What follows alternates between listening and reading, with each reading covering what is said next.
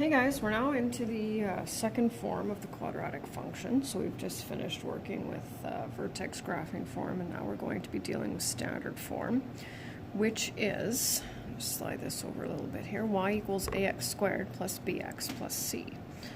So this one's a little tougher to work with, a little tougher to graph too. However, our a value remains the same. So if a is greater than 0, the parabola will open upward, and if a is less than 0, then it will open downward. B helps us figure out what the axis of symmetry is, and C is where the parabola crosses the y-axis, and that's something that we did not have in the vertex graphing form. So we always need to know the vertex of a parabola, and we can calculate the x-coordinate of the vertex using x equals negative b over 2a. And even though it's not complicated, you really have to watch out with that negative sign because it's easy to kind of make a mistake there. So we can see that because our a value is 1 and it's positive, it opens up.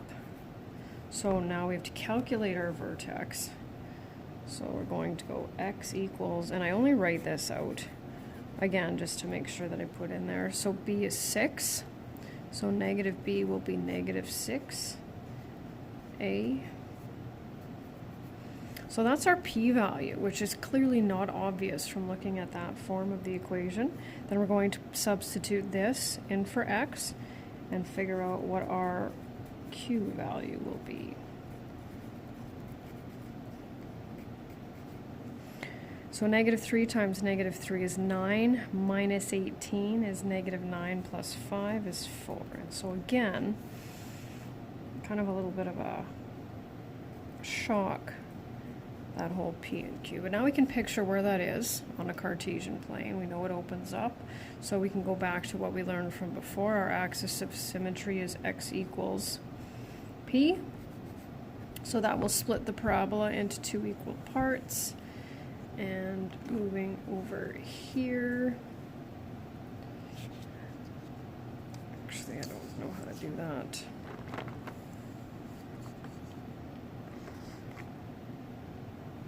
Actually I'm going to have to just slide it over a little bit. There we go. So our domain, we know that our domain is always x is an element of real numbers.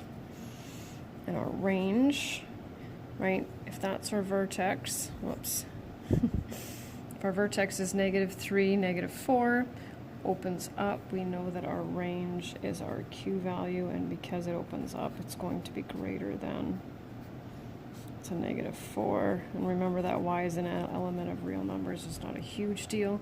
Because it opens up, it has a minimum value of our q value, which is negative 4. There we go. So our second one, this one's going to be a little bit rough, and that's because this is an odd number, so we're going to be dealing with fractions or decimals. Doesn't really matter to me. A is positive, so it opens up. Calculating our, what do we have here? So b is negative 3, so negative negative 3 will be 3 over 2 times 1 is 3 over 2.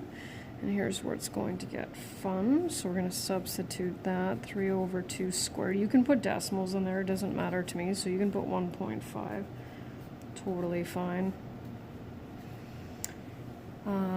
Let's see, so 3 over 2 squared is 9 over 4, minus 9 over 2, minus 10.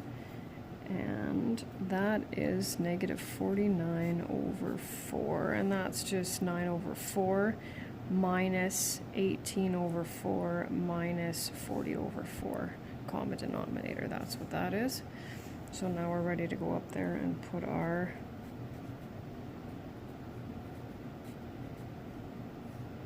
there we go. And I'm just going to put the rest in decimals just so that you can see what it looks like. Just make sure that you don't round them. When you convert them, you got to keep them the same. So axis of symmetry will be x equals p. So 3 over 2 is 1.5. So you can picture where that is to the right of the origin.